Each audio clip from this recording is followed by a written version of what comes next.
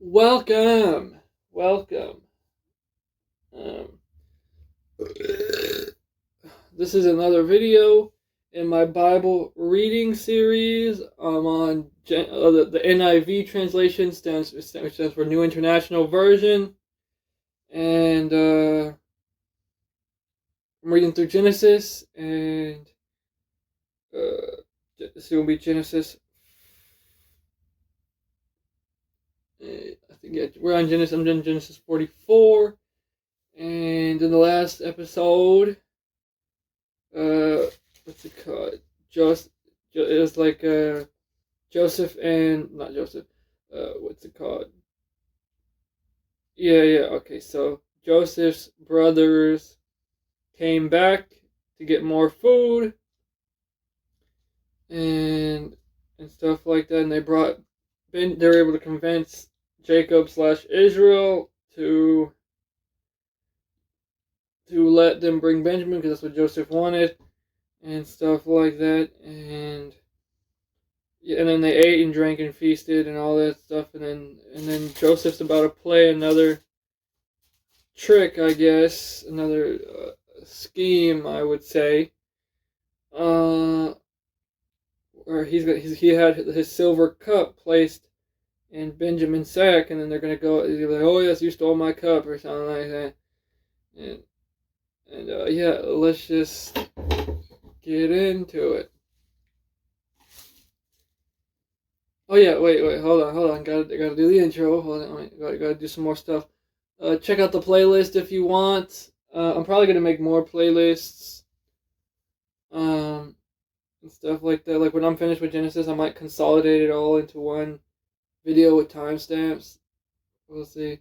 Right now, if you click at the time of this recording, at least, check out the playlist. Yes. That shows up in the first 5 seconds of the video. And maybe I should. Anyway, yeah. Like I said, check out the playlist, and because at the first few seconds of the video, there's a little card in the right hand corner that shows up. Click it, and then there'll be the playlist right there. Click that, and it'll show you every chapter. It'll be a playlist of every chapter that I've covered. Every now and then 2 chapters of video, and yeah, and you can scroll through that. It's going to be quite cumbersome eventually when I have the whole Bible read, both New and Old Testaments read, so I'll have to condense that down and edit the cards probably, or something like that. But yeah, that'll happen then, and because it would be a lot better if I just did it by book. But I'll do that eventually. But yeah. Anyway, because I plan on getting this whole thing read. It's stuff. If I haven't mentioned already, it's the NIV translation, and yeah, we're gonna be doing Genesis 44, which I've already said what recap the previous chapter. So yeah. Let's just get into it. Now Joseph gave these instructions to the steward of his house. Fill the men's sacks with as much food as they can carry, and put each man's silver in the mouth of his sack. Then put my cup, the silver one, in the mouth of the youngest one's sack, along with the silver for his grain. And he did as Joseph said. As morning dawned, the men were sent on their way with their donkeys. They had not gone far from the city when Joseph said to his steward, go after those men at once, and when you catch up with them, say to them, why have you repaid good with evil? Isn't this the cup my master drinks from, and also uses for divination? This is a wicked thing you have done. When he caught up with him, he repeated those words to them, but they said to him, why does my lord say such things? Far be it from your servants to do anything like that. We even brought back to you from the land of Canaan the silver we found inside the mouths of our sacks, so why would we steal silver or gold from your master's house? If any of your servants is found to have it, he will die, and the rest of us will become my lord's slaves. Very well, then, he said. Let it be as you say. Whoever is found to have it will become my slave. The rest of you will be free from blame. Each of them quickly lowered his sack to the ground and opened it. Then the steward proceeded to search, beginning with the oldest and ending with the youngest, and the cup was found in Benjamin's sack. At this they tore their clothes. Then they all loaded their donkeys and returned to the city.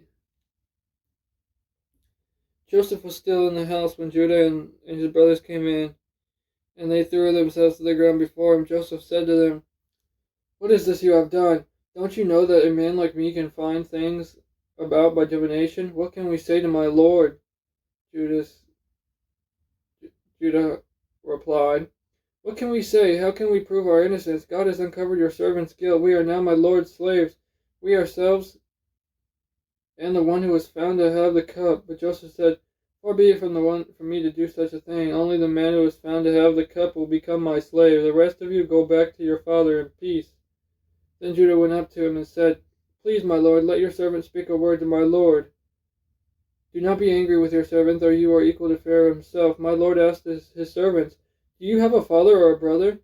And we answered, "We have an aged father, and there is a young son born him in his old age. His brother is dead, and he is the only one of his mother's sons left, and his father loves him." Then you said to your servants, "Bring him down to me so I can see him for myself." And we said to my lord, "The boy cannot leave his father. If he leaves him, his father will die." But you told your servants, "Unless your youngest brother comes down with you, you will not see my face again." When we went back to your servant, my father, we told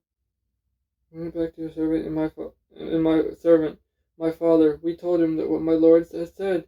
Then our father said, "Go back and buy a little more food." But we said, "We cannot go down. Only if our youngest brother is with us will we go. We cannot see the man's face unless our youngest brother is with us. Your servant my father said to us, 'You know that my wife bore me 2 sons. One of them went away from me, and I said, he has surely been torn to pieces, and I have not seen him since. If you take this one from me too, and harm comes to him, you will bring my gray head down to the grave in the misery.' So now, if the boy is not with us when I go back to your servant my father, and if my father, whose life is closely bound up with the boy's life, sees that the boy isn't there, he will die. Your servants will bring the gray head of our father down to the grave in sorrow." Your servant guaranteed the boy's safety to my father. I said, "If I do not bring him back to you, I will bear the blame before you, my father, all my life. Now then, please let your servant remain here as my lord's slave in place of the boy, and let the boy return with his brothers. How can I go back to my father if the boy is not with me? No, do not let me see the misery that would come upon my father." Yeah, and like I said, Joseph's like messing with him pretty much. I mean, he loves Benjamin and stuff like that for some reason, but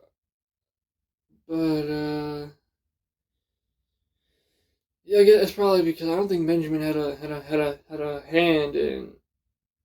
I can't remember if Benjamin had a hand in having him enslaved or not, but anyway, yeah. So I think that's what he had in mind. Joseph wanted to keep Benjamin and stuff like that, and his other brothers or something.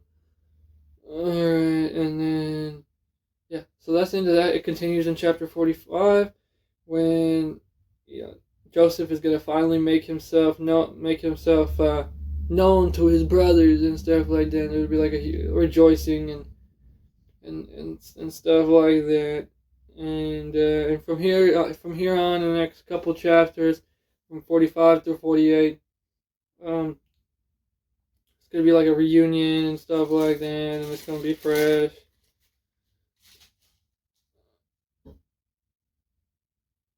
And stuff like that. A little extra with Joseph's kids and Israel and whatever. Alright, yeah, that's it for this video though, and I'm out.